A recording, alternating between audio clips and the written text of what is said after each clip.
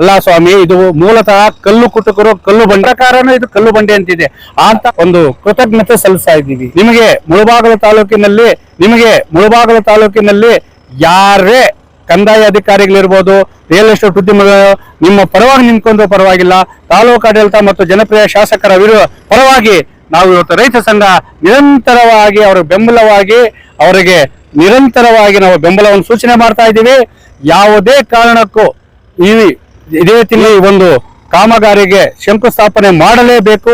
ಅದು ಮುಳಬಾಗಲ್ ತಾಲೂಕ್ ಆವಣಿ ಹೋಬಳಿ ದೇವರಾಯ ಸಮುದ್ರ ಕಂದಾಯ ಸರ್ವೆ ನಂಬರ್ 112ರಲ್ಲಿ 1 ಎಕರೆ 20 ಗುಂಟೆ ಬಂಡೆ ಖರಾಬು ಜಮೀನನ್ನು ಮಾನ್ಯ ತಾಲೂಕು ದಂಡಾಧಿಕಾರಿಗಳು ಮತ್ತೆ ಮುಳಬಾಗಿಲು ಕ್ಷೇತ್ರದ ಜನಪ್ರಿಯ ಶಾಸಕರಾದಂತಹ ಅಭಿವೃದ್ಧಿಯ ಕನಸು ಕಾಣದಂತಿರುವಂತಹ ಸಮೃದ್ಧಿ ಮಂಜಣ್ಣನವರು ಬಾಬಾ ಸಾಹೇಬ್ ಅಂಬೇಡ್ಕರ್ ಅವರ ಅಭಿವೃದ್ಧಿ ಅಂದ್ರೆ ಅಂಬೇಡ್ಕರ್ ಅವರ ಭವನಕ್ಕೆ 1 ಎಕರೆ 20 ಗುಂಟೆ ಏನು ಇವತ್ತು ಮಂಜೂರು ಮಾಡಿದ್ದಾರೆ.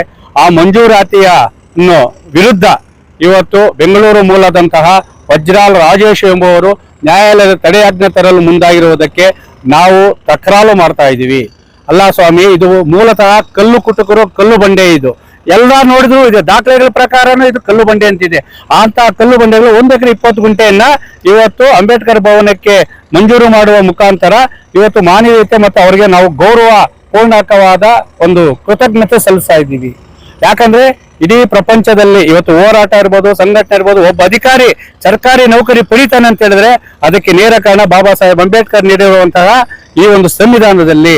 ನಾವು ಬೆಂಗಳೂರು ಮೂಲದ ವಜ್ರಾಲ ರಾಜೇಶ್ ಅವರೇ, ನೀವೇನು 14 ಎಕರೆ ನಮ್ಮ ಜಮೀನಿದೆ, ನಾನು ನ್ಯಾಯಾಲಯದಲ್ಲಿ ಬರ್ತೀನಿ, ನಿಮಗೆ ಮುಳಬಾಗಿಲು ತಾಲೂಕಿನಲ್ಲಿ ಯಾರೇ ಕಂದಾಯ ಅಧಿಕಾರಿಗಳಿರ್ಬೋದು, ರಿಯಲ್ ಎಸ್ಟೇಟ್ ಉದ್ಯಮಿಗಳು ನಿಮ್ಮ ಪರವಾಗಿ ನಿಂತ್ಕೊಂಡ್ರೂ ಪರವಾಗಿಲ್ಲ, ತಾಲೂಕು ಆಡಳಿತ ಮತ್ತು ಜನಪ್ರಿಯ ಶಾಸಕರ ಪರವಾಗಿ ನಾವು ಇವತ್ತು ರೈತ ಸಂಘ ನಿರಂತರವಾಗಿ ಅವರ ಬೆಂಬಲವಾಗಿ ಅವರಿಗೆ ನಿರಂತರವಾಗಿ ನಾವು ಬೆಂಬಲವನ್ನು ಸೂಚನೆ ಮಾಡ್ತಾ ಇದ್ದೀವಿ.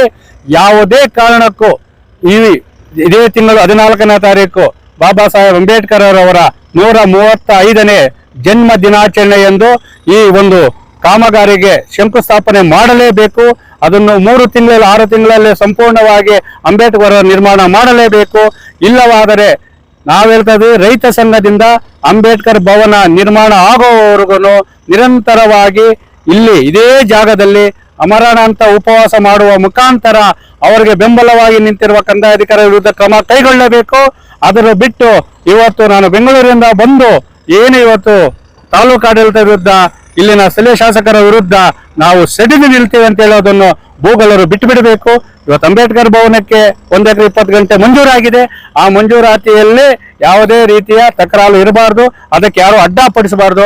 ಅಡ್ಡಪಡಿಸಿದವರ ವಿರುದ್ಧ ರೈತ ಸಂಘ ನಿರಂತರವಾಗಿ ಹೋರಾಟ ಮಾಡುವ ಎಚ್ಚರಿಕೆಯನ್ನು ನೀಡುವ ಜೊತೆಗೆ ಈ ಒಂದು ಅಭಿವೃದ್ಧಿ ಮತ್ತೆ ಉತ್ತಮವಾದ ಕಾರ್ಯವನ್ನು ಮಾಡಿರುವ ಶಾಸಕರ ಸಮೃದ್ಧಿ ಮಂಜಣ್ಣರವರಿಗೆ ಮತ್ತು ತಾಲೂಕು ಆಡಳಿತ ರೈತ ಸಂಘದಿಂದ ಒಂದು ಕೃತಜ್ಞತೆ ಸಲ್ಲಿಸುವ ಜೊತೆಗೆ ಅಂಬೇಡ್ಕರ್ ಭವನ ನಿರ್ಮಾಣ ಆಗುವವರೆಗೂ ರೈತ ಸಂಘ ನಿರಂತರವಾಗಿ ಹೋರಾಟ ಮುಂದುವರಿಸ್ತದೆ.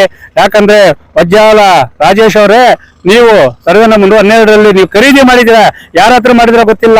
ಮೂಲ ದಾಖಲೆಗಳ ಪ್ರಕಾರ ನಿಮ್ಗೆ 14 ಎಕರೆ ಇದ್ರು ಅದರಲ್ಲಿ ಸುಮಾರು 7 ರಿಂದ 8 ಎಕರೆ ಖರಾಬೇ ಇದೆ. ಅದನ್ನು ನಾನು ಸಹ ನ್ಯಾಯಾಲಯದಲ್ಲಿ ಮೊಕದ್ದಮೆ ದಾಖಲು ಮಾಡುವ ಮುಖಾಂತರ ಈ ಒಂದು ಸರ್ಕಾರಿ ಜಮೀನನ್ನು ಉಳಿಸಿ ಅದನ್ನು ಅಭಿವೃದ್ಧಿ ಕಾರ್ಯಗಳಿಗೆ ನಾವು ಮೀಸಲಿಡುವ ಹೋರಾಟವನ್ನು ಮಾಡ್ತೇವೆ ಅಂತೇಳಿ ಭೂಗಳ್ಳರಿಗೆ ಎಚ್ಚರಿಕೆ ನೀಡುವವರಿಗೆ ತಾಲೂಕು ಆಡಳಿತಕ್ಕೆ ಜನಪ್ರಿಯ ಶಾಸಕರಿಗೆ ಬೆಂಬಲವಾಗಿ ನಿಲ್ತೇವೆ ಅಂತೇಳಿ ಈ ಮೂಲಕ ಮನವಿ ಮಾಡ್ತೇವೆ. ಜೈ ಭೀಮ್, ಜೈ ಅಂಬೇಡ್ಕರ್ ಅವರನ್ನು ಮನಸಾರೆ ಸ್ಮರಿಸುತ್ತಾ ಏನು ಇವತ್ತು ದೇವರಾಯ ಸಮುದ್ರ ಸರ್ವೆ ನಂಬರ್ 112ರಲ್ಲಿ 1 ಎಕರೆ 20 ಗುಂಟೆ ಅಂಬೇಡ್ಕರ್ ಭವನಕ್ಕೆ ನಿರ್ಮಾಣ ಮೀಸಲಿಟ್ಟಿದ್ದಾರೆ. ಅದು ಈ ತಿಂಗಳು ಏನು ಅಂಬೇಡ್ಕರ್ ಜಯಂತಿ 14ನೇ ತಾರೀಕು ನಡೆಯುತ್ತೋ ಅವತ್ತು ಕಾಮಗಾರಿಗೆ ಚಾಲನೆ ನೀಡಲೇಬೇಕು. ಯಾವುದೇ ರೀತಿಯಾಗಿ ತೊಂದರೆ ಕೊಡಬಾರ್ದು. ಚಾಲನೆ ನೀಡಿಲ್ಲ ಅಂದ್ರೂ ಕೂಡ ನಾವು ರೈತ ಸಂಘದಿಂದ ನಿರಂತರ ಹೋರಾಟ ಮಾಡೇ ಮಾಡ್ತೀವಿ. ಏನು ಬೆಂಗಳೂರು ಮೂಲದ ವಜ್ರಾಲ ರಾಜೇಶ್ ಅನ್ನೋರು ನಮ್ಗೆ 14 ಎಕರೆ ಕ್ರಯ ಆಗಿದೆ ನಮ್ದು ಅದು ಇದು ಅಂತ ಕೋರ್ಟಲ್ಲಿ ಹಾಕ್ತೀರಾ. ಇದೆಲ್ಲ ಮೂಲತಃ ಬಂಡೆನೆ. ಇದು ಒಂದು 50 ವರ್ಷದಿಂದ ಇಲ್ಲಿ ಈ ಬಂಡೆನ ನಮ್ಮ ತಾತ, ನಮ್ಮ ಅಪ್ಪ, ನಮ್ಮ ಚಿಕ್ಕಪ್ಪ ಸುಡ್ತಾ ಇದ್ದಿದ್ ಬಂಡೆನೆ.